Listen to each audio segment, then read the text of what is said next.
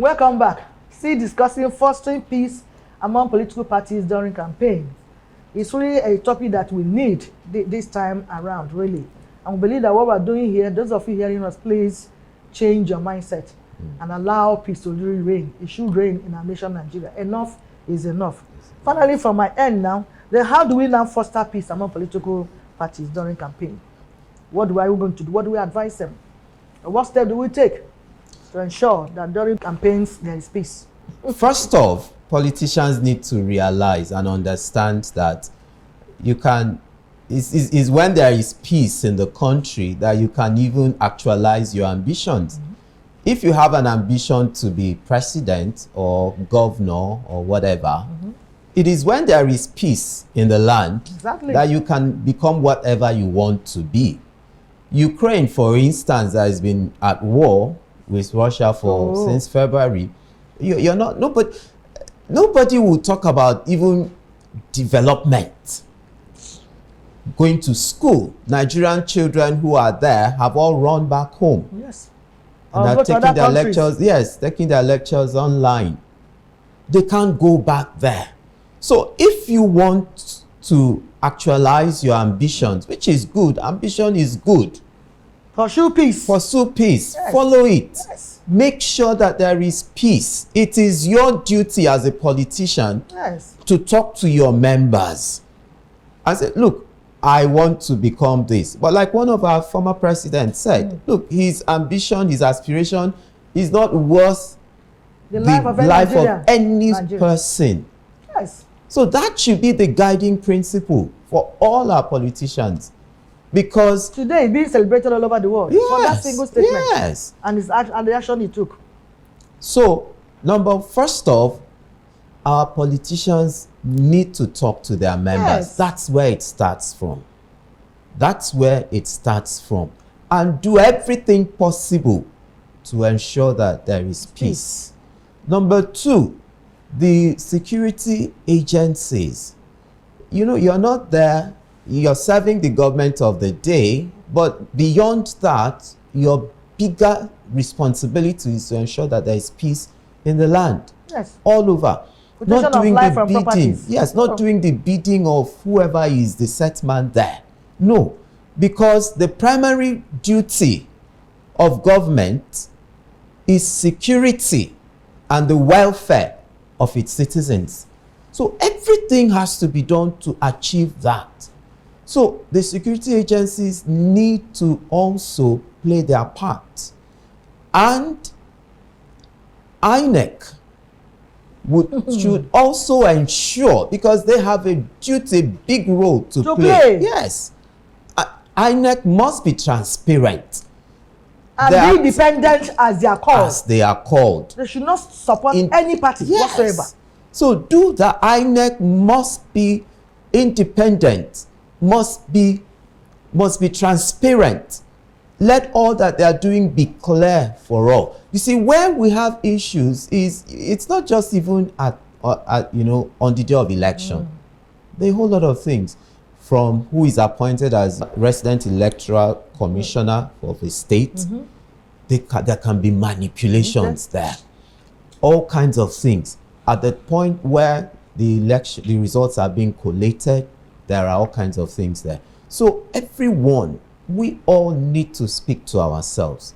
Rallies are normal.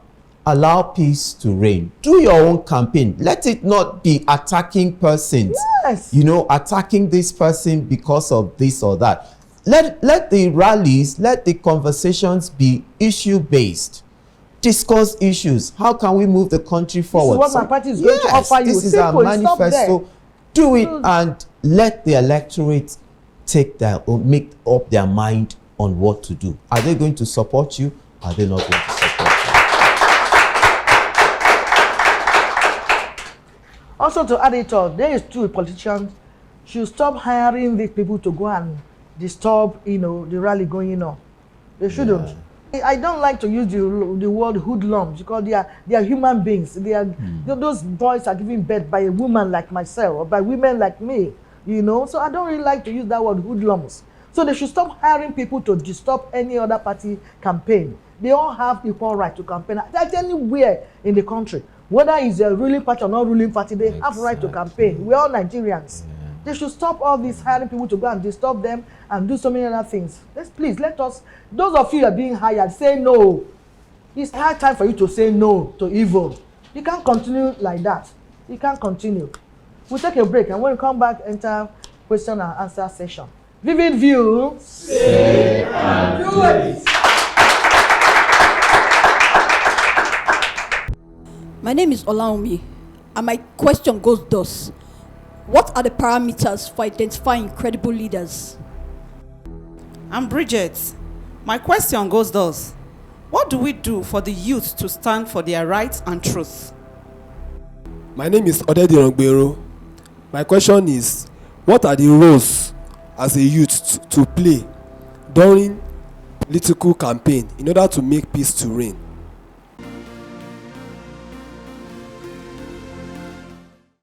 Be a good leader in wherever you find yourself. Be a good leader. Create impact. Let the followers emulate good things about you.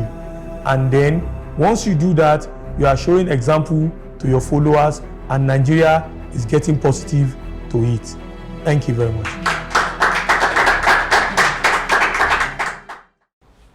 Welcome back. A lot of questions from the audience. So I'll direct them to you for your response, please. All right, thank you. So we'll take the questions. Number one is, what are the parameters for identifying credible leaders? I would answer that in this way. By their fruits, you will know them. So you look at somebody's antecedents. What has he done in time past? And where is he coming from? Is there anything that should be an issue that for us to be wary about that person? What have they done in previous engagements that they have undertaken? What are those things are there things about them that have refused to go away? Issues that still remain, no matter how they've tried to resolve it, to answer it, or they're even shying away from it. Now, if you want to get a credible leader, you must go deep down to the very, very beginning of that person. Family, his business, education, career. Has there been any stain on that person through the years? These are things that, everybody can see. You don't even need to be, an investigator to find out certain things. Some people just come out and you look at them and say, look, this one is fine. But others, you still have to... Some questionable character or something. So these are things that we and then you yourself, I see this person, I think he's good. Nothing, you hear him, listen to him, and you're okay. So the parameters are, look at his antecedents. What has he achieved in time past?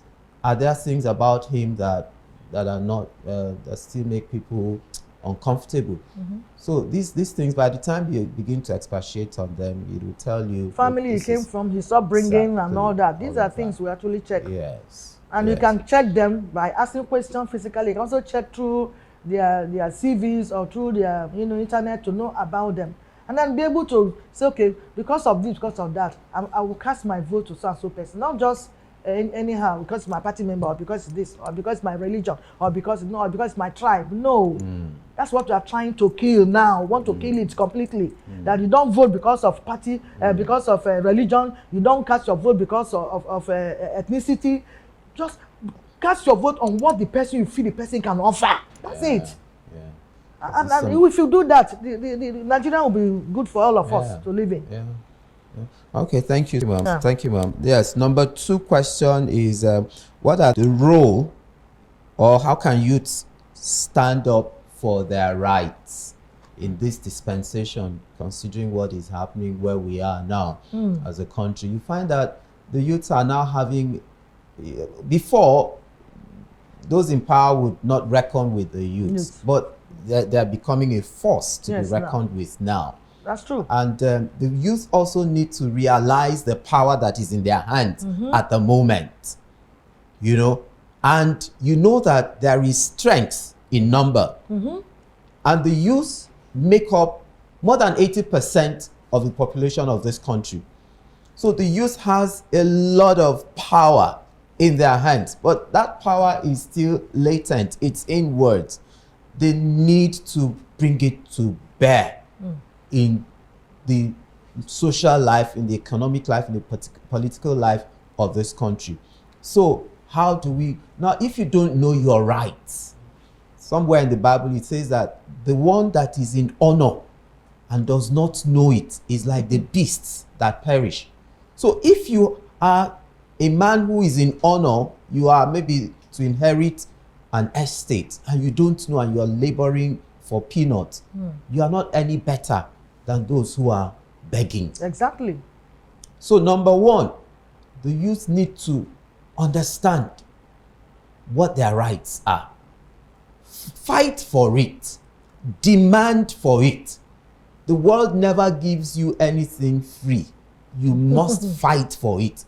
You must negotiate for something and say, this is what is mine. I want it. So first off,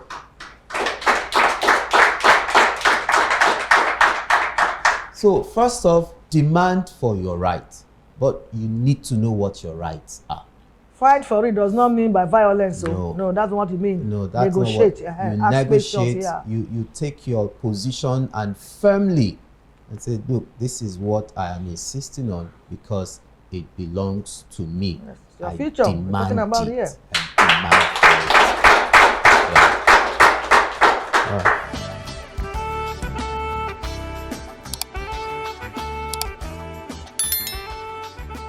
This is VVView.